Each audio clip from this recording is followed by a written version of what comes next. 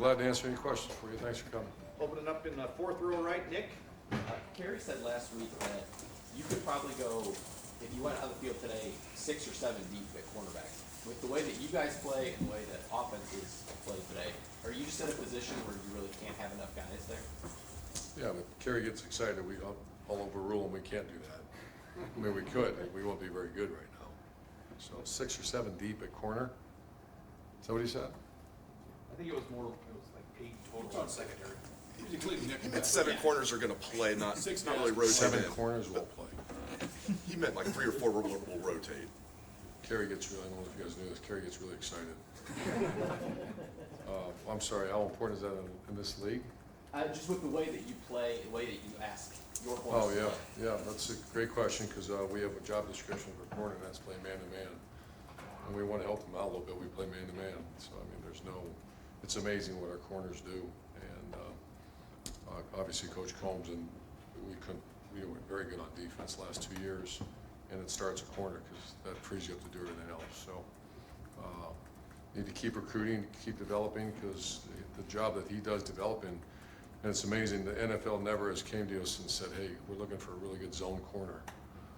You know, they want man-to-man guys, and so do we, and that's what we ask our players to do. They wake up and they play man-to-man, they go to sleep playing man-to-man, so that's why they get so good at it.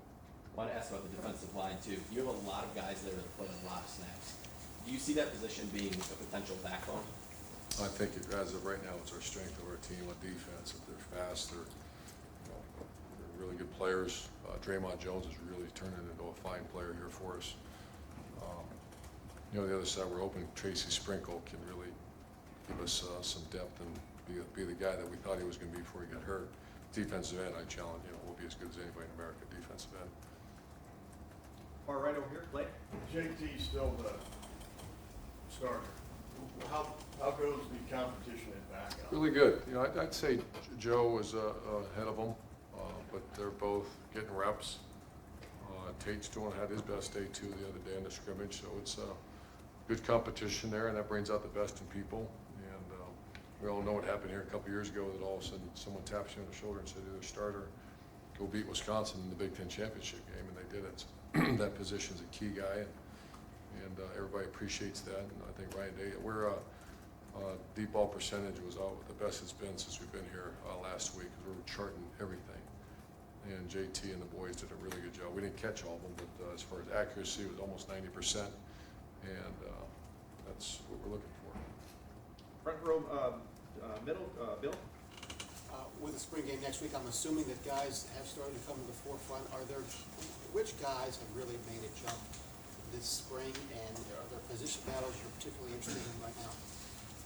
Yeah, if you're going to ask that, I guess I'll go through it because I don't want to miss anybody. But position by position, JK he got a little rolled ankle today, but he'll be fine. But he had a really good scrimmage the other day. Antonio just been hurt, so he hasn't really had many opportunities this spring, and the other guy's doing good too, Demario. But Mike Weber is separating himself. He's having an exceptional spring, and it's about where he should be. This time last year, we ironically was talking to him about today. He's 100% the player he was last year. I mean, in everything, he was doing a very good job.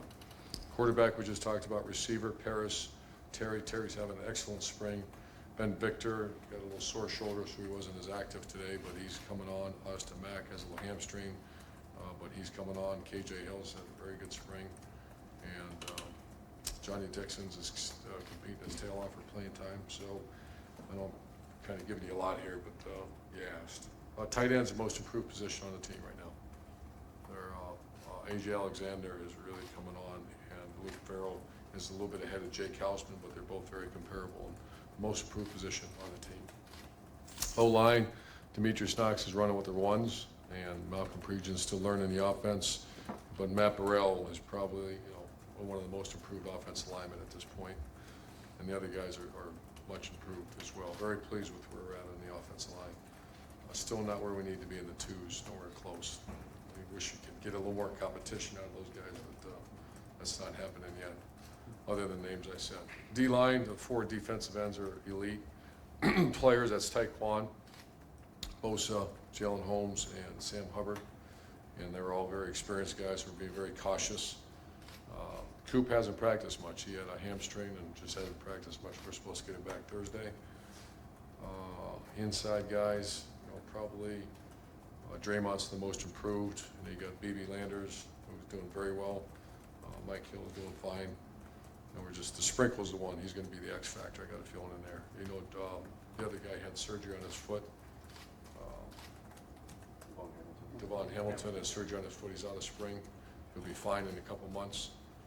Linebacker, most improved. Worley's on the inside and having a heck of a spring. Booker's on the outside. Jerome Baker right now is playing Will. And Justin here, it's good to see him make a little bit of a push. Malik Harrison is going to play. I mean, he's done for the spring. I don't know if you guys know that. We had shoulder surgery. He'll be a lot like, we had another guy with a shoulder surgery. Baron Brown, and they're both standing next to each other out there, and they're both going to play. Very athletic guys, and Malik was having a tremendous, he's going to compete for a starting spot. The back end, Damon Webb is a much improved player than he was in the spring. His weight's down, he's doing very well. The other position's still a toss-up. Eric Smith's doing fine, he's got to keep coming. And Jordan Fuller's in the hunt for that as well. And then you guys know about the corners. There's 4 young freshmen that are competing with Denzel Ward and Damon Arnett. Damon Arnett has had an excellent spring, and so is Denzel. So that's a rundown. Excuse me, front row middle. Dave? Coach, entering spring, what is the biggest area of improvement you wanted to see from JT, and how is he progressing in whatever that is? Offensively, because that's really the quarterback, but offensively it's pass protection. Number 2 is accuracy with the underline under the deep ball. And then the cross-face finishing blocks, we've always been great. We had unusual number of non-big play. We weren't a very big play team, and we have been for as long as I can remember, dating way back before Ohio State. So it's because we're in finishing blocks. We call that cross-facing. So those are the 3 points of emphasis on offense, and I can see the improvement. When we talked to Ryan Day, you mentioned footwork. He's working a lot with footwork with JT. Is that a big improvement he needs to make, or just small tweaks that he needs to make in his footwork, JT? I wouldn't say it's an overhaul, but it has to deal with accuracy, and they're working their tails off. And you can see I thought his freshman year, redshirt freshman year, he was a very accurate player, and then the last 2 years weren't quite as accurate. And you can see that he's really improving. Second row left, Ari?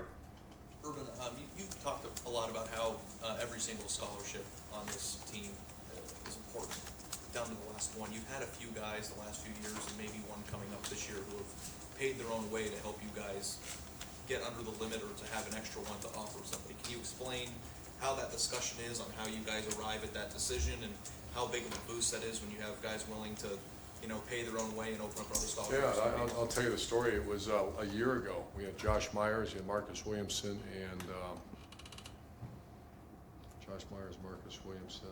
and Brendan White commit, and they're going to be mid-semesters. And at the time, because there's so much fluidity on a team with the NFL, with whatever reason things happen, I met with all 3 families, and I said, there's a couple options here. They can't, because the only way you're allowed to come in January is if someone graduates. And, it was so early, and we were doing so well in recruiting, I saw a number crunch that was I didn't want to have that conversation with them in December. And they're all good people, I know them very well, and we said, here's our options. Delay until June, because then you'll be fine, or come in January and pay your own way. And every one of them that's how, when I told Jane Smith, I was like, I can imagine that they said, Coach, we're fine. We want to come in early. We love Ohio State. You guys have been great to us. And they said, we're going to pay our own way for the good thing was that 2 freed up and only 1 had to do that. That's a pretty big sacrifice for some people. That's unbelievable. That's a credit to those people, those families that's how first of all, they appreciate our honesty and also their love of Ohio State and wanted to be here. You guys, I think at this point, might still be 1 or 2 over, depending on how things shake out. Are there any other roster moves or anything that you anticipate in terms of how you guys are going to get on? At some point, I don't know what you know so far. So, like Tyler Gerald's no longer with us. That was one, and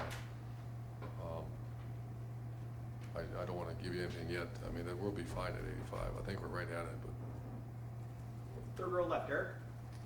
I don't think you mentioned anything about your kicking situation. I know last year Tyler Durbin did the whole year because Sean had an injury. What kind of the status there? Is Sean your guy, Nuremberger, or? well, we got another guy coming in the Right, summer, right. Blake. He'll be here in the summer to compete. Sean, we're gonna field goal tomorrow. We had one, and you know, he's okay. He's not, you know, it's not like it's his spot. He worked really hard. Is in much better shape he's ever been. So we'll see at the end of spring. He gets to do it in front of 100,000 here pretty soon. Far left, Matt. A couple of weeks in now, and you're past the halfway point, does the focus of what you're looking for in practice change, or what are you looking for here as we start? Well, Greg Schiano's looking for certain things. Kevin Wilson's looking for certain things. What I'm looking for is energy, enthusiasm. We're very strong. I made this comment. It was outstanding today. Very strong at the top. When your best players are your best workers and most enthusiastic people, that's a good sign. And we're very strong at the bottom. The last two classes are exactly what you look for on and off the field. And the 15 class, they've received a lot of heat, and it's very justified. That was not a good class. And the good thing is they're allowed to change, and they're starting to change. So we're seeing much more production from the Matt Burrells of the world. I just made a comment. I think he rated champion the last two scrimmages, and just tells you that Mike Weber's really coming on. So that class, that was a misfit class, is starting to buy in, and they better. Saturday you got your student day. How important is that? Well, it's important, and I'm worried that, you know, it just gets old. It's old news, and so we're trying to maybe do it on a Friday night. And we worked with our student body and student organizations here on campus are elite. You know, I hear about other schools worried about their students coming to game. We don't. I mean, we do. That's why we give them ownership in our program. So I sent out a letter, email to all the students. We're inviting them, having a fastest student. I wanted to do maybe a Friday night just to change it up, but they had some other stuff going on, and it's SIBS weekend, and so we're very conscientious of our most important group of people, and that's our students. So try to do as best we can. Far left there, Lori. Coach, we've talked in the past about how hard it is to get something out of practice once the season rolls around. So what is When it, who's around? when the season rolls around, when Oh. you're game prep? So what is the thing that you mostly need to get out of now that you can't get out of those practices when you're getting ready for an opponent on Saturday? Well, you just try things that, you know, Kevin's got great ideas, so does Ryan, and so I don't want to try, we're not going to try them in September. We're doing some things that are maybe we've not done before, and some of them look good, some of them look bad. We give the bad maybe one more opportunity, and then it's out. So those are kind of things, it's kind of fun in spring. You can try all kinds of stuff and see how it works, and some have been really good. So same with Coach Schiano. You know, we have five premier, in my mind, four defensive ends of Draymond Jones that, you know, I'd like to see all five on the field at one time. You know, those are five really, coaches like to say we have, how the checkers, you know, you got five really good checkers right there. Play them all at once. So those are little things that we're talking about and trying. That's what you get to do in spring. Have your early enrollees hit a wall yet? I mean, I imagine No. at some point. No, they're doing great. I love them. I just wish Baron Browning would have stayed healthy, because he's certainly in the depth. Got time for a couple more. Front row right, Tim. Urban, how would you describe what it is you guys look for in offensive linemen when you're recruiting? And is it fair to say y'all have missed on a few? I mean, obviously. Yes, we have. And what is it that you're More seeing? than a few. Yeah, You know, you can't do that, you know, and that's what happens is you have a year like we did last year where guys, you know, true freshmen should not play here. That's not because, that's because there were some misses in there. Some players didn't develop, some things happened. Dog ate my homework, whatever it is, that should not happen here. Very disappointed in that, and so we can't miss again. but you've been around for a while now.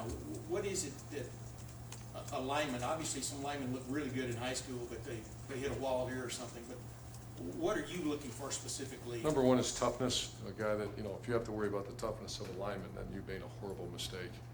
You know, you got to deal with that in receiver and other positions. You know, but toughness is number one. You have to be athletic. You have to be able to move. You have to be able to get leverage on players, and you got to be the ultimate grinder.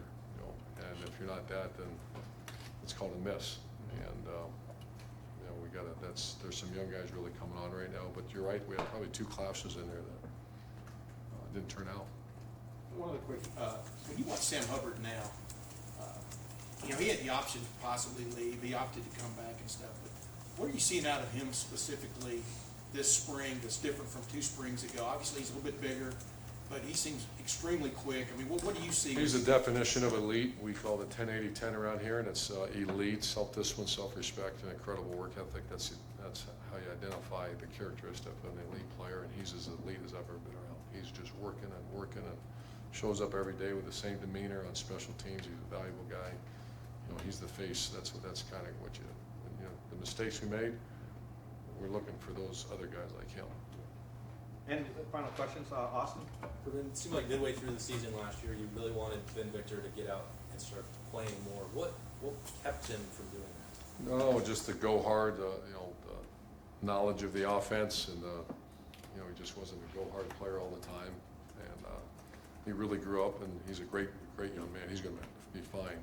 Very good player. Just that typical freshman stuff. When he's going right, he's got the motor going. What is he capable of? Anything he wants. That's how good he is. That's how talented. He's not good yet. That's how talented he is. Great. Thanks, guys. Very much. Good.